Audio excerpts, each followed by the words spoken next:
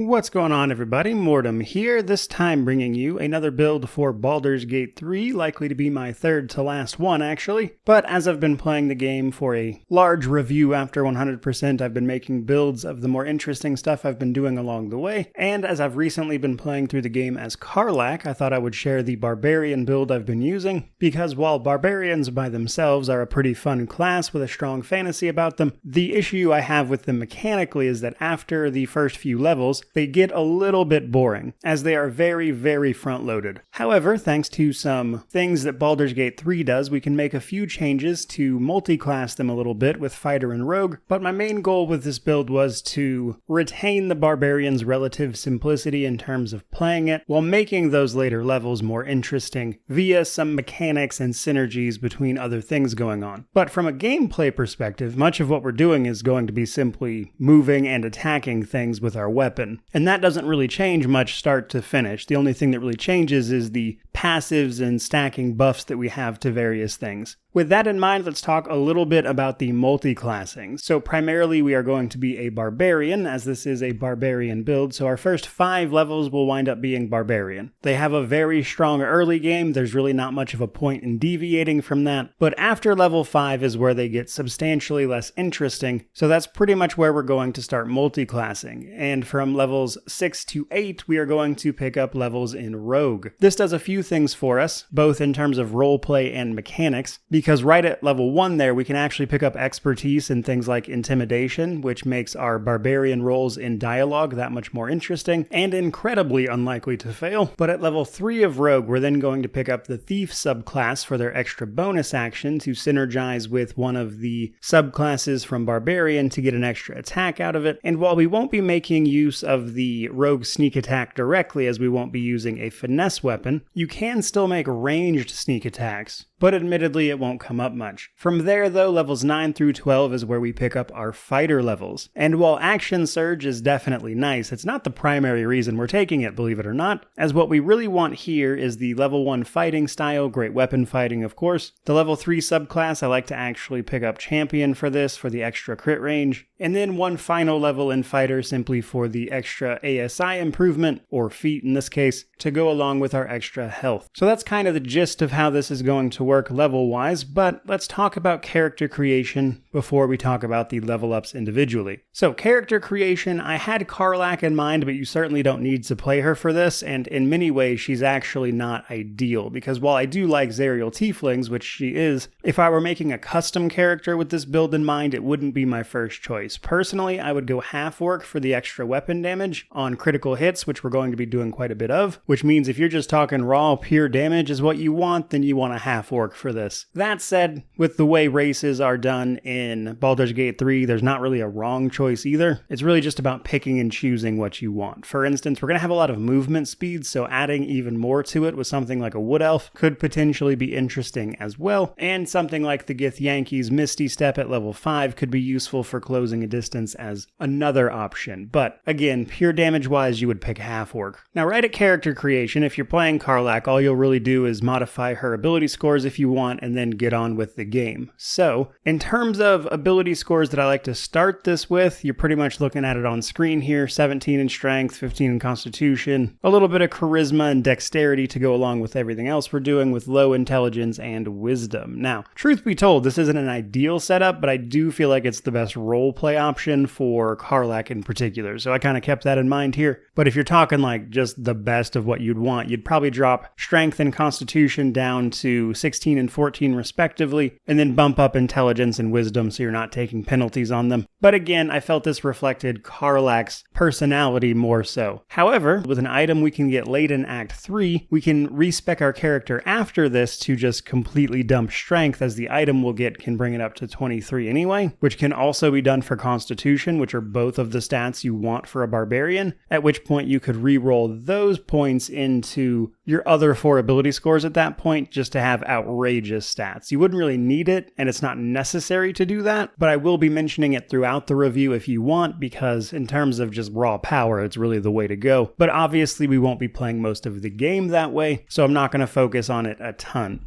Moving on from there to our level ups, however, it's important to remember that a lot of level ups are merely going to give us passive bonuses that add on to our basic attack everything we see in rage mode approach to combat. So with that in mind, a lot of these levels are not super interesting, but to walk you through the important stuff, right at level 2 as a barbarian, we're going to pick up reckless attack. This gives us advantage on our attack rolls, but enemies have advantage against us on their turn. But thanks to rage giving us resistances and our naturally high health, that's not necessarily a huge deal. Though, interestingly enough, reckless attack can be triggered as a reaction in Baldur's Gate 3, so you don't need to activate it before you try to hit something. You can do it reactively if you want, which means you don't necessarily need to activate that disadvantage on yourself via enemies unless you really need it to push through a hit. Now, at level 3, we pick our Barbarian subclass. We are going to pick up Berserker. This changes our Rage into Frenzy, and Frenzy lets us make a extra weapon attack or an extra throw with our bonus action. However, it's important to remember that when you activate Rage in combat, that also costs a bonus action, so you can't necessarily do that in the same turn. But Berserkers can make extra attacks with their bonus action while they are raging. And interestingly enough, their enraged throw that they get during this will deal extra damage, more so than normal, which isn't super necessary to make this work, but it is a cool thing to keep in mind. We'll double back to this in a minute though when we are talking about our rogue levels. Level 4 is a bit less interesting when we first reach it as opposed to if you choose to respec later. Because when we first pick up our level 4 ability score improvement, we're likely going to be picking up exactly that, an ability score improvement. And you can either even out strength and constitution here, or if you picked up the Hag Hair ability score quest reward, you could have added that onto strength and then just take your strength to 20 at level 4. That's probably your best option here when you first hit that level. Now, if you're respecking later into the game, then you're doing so because you have the items that already max out our strength at 23, which means we don't need to increase anything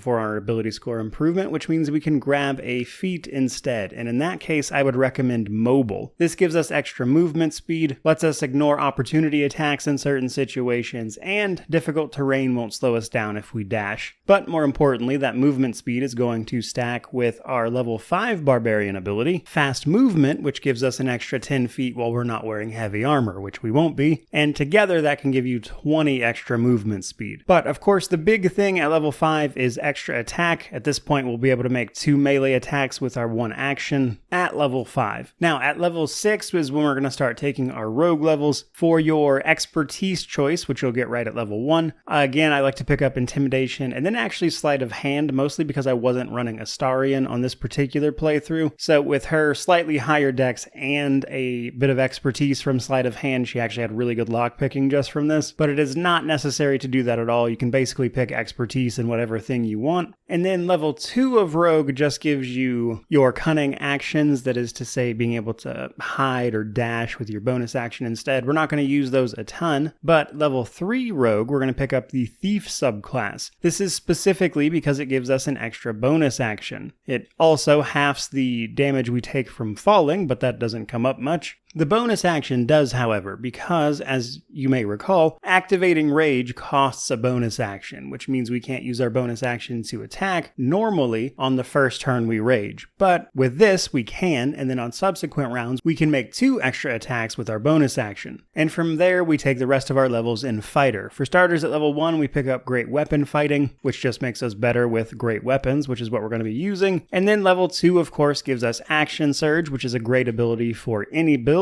as getting to use an extra action is great, but because we're getting some of our attacks from our bonus actions in particular, do keep in mind this will only double your base 2 attacks per action to 4, but still certainly not a bad thing. Then at level 3 Fighter, we're going to pick up Champion for the improved critical hit. We're going to stack this with an item later to give us an 18 to 20 critical hit range on an attack roll. Combined with Barbarian's easily granted advantage on attack rolls as well, we have a pretty good shot at a critical hit in most situations. On top of the many ways in the game you can guarantee critical hits via Illithid Powers, which we'll get to in a moment. And then at level 4 of Fighter, fighter, basically level 12, we pick up another feat. Now, whether you're respecing or not, this is pretty much always going to be a feat, as we don't really need anything ability score-wise from this, but you have a few different options. Now, as much as people like Great Weapon Master, I wouldn't recommend that one here, as it gives you an extra attack with your bonus action, which we obviously don't need for a build like this because we can already do that. But in fairness, some people might want the extra damage at the opportunity cost, so to speak, of a penalty to your attack rolls. And for a Barbarian who has a really good chance to hit anyways, that might not be such a big deal to you. Personally though, I like to pick up either Mage Slayer or Savage Attacker. Mage Slayer is great because it makes us tankier against spells and very likely to break concentration of spellcasters that we hit. And then Savage Attacker will give you extra damage on a melee attack without taking a penalty to hit, but the damage increase isn't quite as much as Great Weapon Master would be. So it's all a bit of a trade-off, but any of those would really work for you, kind of just down to preference at that point. But with our level ups out of the way, let's talk gear and then Illithid Powers. So when it comes to gear, there is a lot of items that you can find in the game that will really add a lot to this build. Now, I prefer to run this with medium armor. You can run a Barbarian unarmored thanks to their unarmored defense trait that adds their Constitution modifier to their AC, but usually medium armor is still going to get you more AC than that, and I don't think the Barbarian specific items that you can find that are clothing and thus unarmored to be particularly worth the trade-off, but regardless, there is some really cool stuff I want to go over. For starters, in Act 3, we can pick up Saravok's Horned Helmet. It enhances our dark vision as a tiefling, but more importantly, it reduces our critical hit range by 1. This is going to stack with our champion fighter subclass to bring it down to 18. And the fact that we picked that up at level 11 makes adding this helmet to it very late in the game a nice bonus towards the end. Before this, however, as this comes very late, it's pretty much just the best helmet you can find. For our cape, we of course have the Cloak of Protection from a vendor in Act 2 at the last light in. And then for our main piece of armor, I like the Adamantine Scale Armor from the Grimforge area of Act 1, which means we can get it pretty early in the game, and then that's so good you can use it basically for the rest of the game, as it making you immune to critical hits is incredibly useful. For our gloves, eventually we want the Gauntlets of Hill Giant Strength. These are going to set our strength to 23 and allow us to respec to both change our ability scores and dump strength, alongside picking up feats instead of ability score improvements from our level ups. However, these come incredibly late in the game. There's not much game left by the time you get these, but they are kind of what you want. However, in the meantime, you basically just want a pair of gloves that's going to enhance your damage, which there are a few of. The easiest ones to get are the Gloves of the Growling Underdog, available in Act 1, that grant you advantage while surrounded by 2 or more foes, but seeing as we can activate something like Reckless Attack to get advantage anyway, that's not necessarily super useful. So you might want something like the Swordmaster Gloves from Act 2, also from a vendor, that can grant you a +1 to your melee attack rolls if your hit wasn't high enough. So there's a few decent options in the early act for gloves, so you're not completely out of luck till the end game by any means, but the end goal is definitely the Gauntlets of Hill Giant Strength. Now, boots we can also get in the Underdark area of Act 1 near Grimforge with the Disintegrating Nightwalkers. Pretty much the best boots in the game, as they grant us a cast of Misty Step on top of immunity to Enwebbed, Entangled, Ensnared, Slipping on Grease or Ice, etc. Just an incredible pair of boots. If you're in melee, it's pretty much the best thing. Now, for our amulet. The Amulet of Greater Health, available in the same place you pick up the gloves, is also incredible as it sets our Constitution score to 23, which for this build is going to be an increase of about 25 health towards the end game, which will take you from around 120-ish to around 150. But realistically, you don't need to use this, as our Constitution is likely to be fairly high without it, and the health isn't going to make a gigantic difference. So if you'd like to use something else, by all means, feel free. And then for rings, there's one I would recommend for this, and that is Killer's Sweetheart, available from Shar's Trials in Act 2. When we kill a creature, our next attack can be a critical hit if we choose to activate it, once per long rest. And we're going to be killing a lot of things in melee, so we can get quite a bit of use out of that. Now, in terms of weapons, we're going to be using great weapons, and we have a few different options there. Early game, there's a few really good great swords that I would recommend using, but unfortunately, a lot of the best great swords in the game really only become the best if you happen to be a Githyanki. So late game, it can be useful to switch over to a couple of mauls, that is to say, two-handed hammers, such as Corpse Grinder from the beginning of Act 3, which you can pick off an enemy in a fight, and then later you can find a hammer called Foe Breaker, which will actually ignore bludgeoning damage resistance on enemies, which can be found in the Sorceress Sundry shop in the Vault of Forbidden Books. But in terms of the early swords, the Everburn blade that you can get in the tutorial off of the Cambion there will get you through most of Act 1, and then towards the end of Act 1, you might consider switching over to a crafted greatsword from a quest in the Blighted Village that involves going to the Underdark, finding some bark, bringing it back to the forge to make a greatsword with, or two other types of weapons technically, but the greatsword works for us here, and that weapon can actually silence enemies you hit, and if you combine it with an extra damage source, it will simply be quite a bit better than the Everburn blade, and that'll get you through to pretty much the end game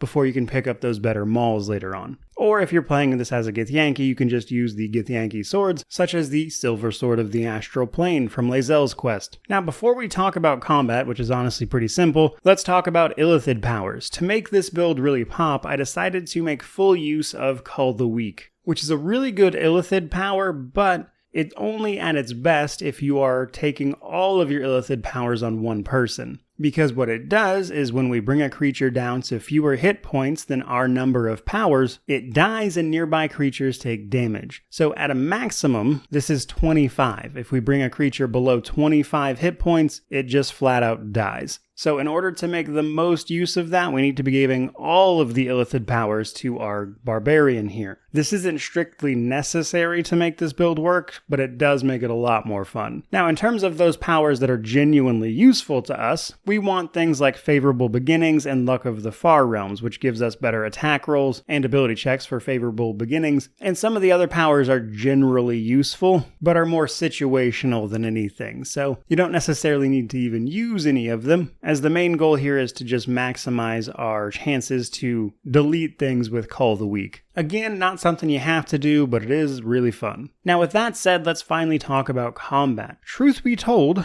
combat-wise, there's not a ton to say, really. Our goal in combat from start to finish is run up and smack things in melee after activating Rage, as Rage is what is going to allow us to attack with our bonus actions, as that comes from our Barbarian subclass and doesn't work otherwise. And with 5 levels in Barbarian, you're going to have 3 rage charges for a day, which personally I found more than enough, because in this game you're resting all the time, which resets them, so you're pretty much good to go. But probably the nicest thing about this build is the simplicity of playing it, as really, again, all you do is activate rage, attack. Really, the only nuance to combat with a build like this is whether or not you need to throw or attack at range to maintain your rage, as if you don't make an attack or take damage, your rage will fall off. So in order to keep it up, you have to keep attacking. And sometimes, even with our increased movement range that we'll have, something might be out of reach and thus not able to be attacked. And there are ways to get around that, such as our enraged throw. It can be worthwhile to hold on to a bunch of tridents and spears, especially the ones that return to you after being thrown, of which there are a couple throughout the game, to help you mitigate this, as our Berserker gets the enraged throw from our rage, which actually deals additional damage on top of the weapon damage from what we are throwing.